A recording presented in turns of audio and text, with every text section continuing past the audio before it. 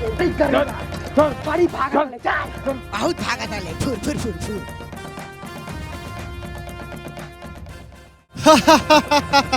अब न्याय पर सरवा ऊपर पहाड़ के नीचे। कलवा हाँ सरदार। 5 सरवा के चल चल बड़ी भगौला सरवा। ये कलुआ हाँ सरदार। पहले मार साले के। अरे सरदार सही कहला। मार सरवा के। अरे सरवा बड़ी तो सरदार अब का कर सरवा के। ये कलुआ मार सरवा के माओ था। ए छमिया चदाइट मत नहीं तो तोरी गोर चमड़ी ना खुरुच खुरुच के निकाल दे। अरे ओ कलुआ। हाँ सरदार। ये रामगढ़ वाले अपने बिटिया को कौन सा चक्की कांटा खिलाते हैं रे?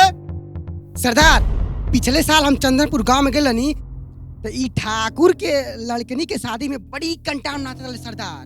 ये कलुआ हाँ सरदार। सही कहा तने का। हाँ सरदार। तो फिर लगवा का ठुमका जरा मुंह देखी।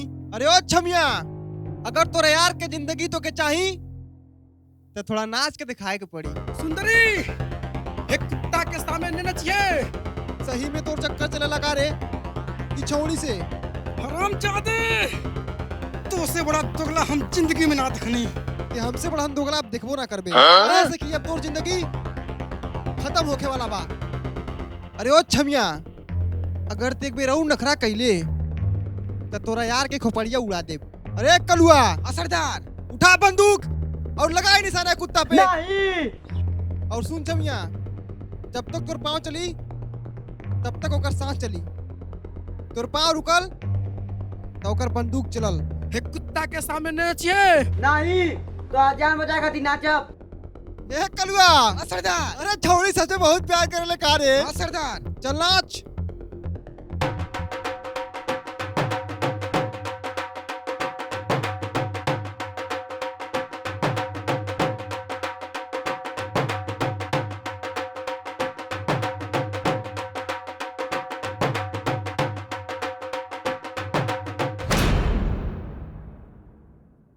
अरे कलुआ। हाँ सरदार। अरे का होई गवा रे? सरदार लागत तो छौड़ी बेहोश हो गई।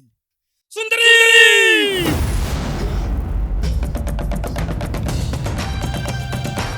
सरदार लगातार रखवाती गल। मार सारे के।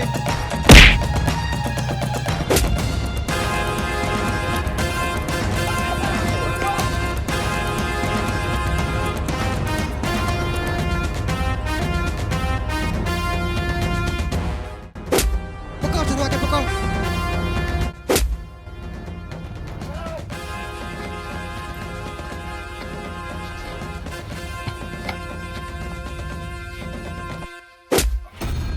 सरवा बड़ा भगाई लेते हैं।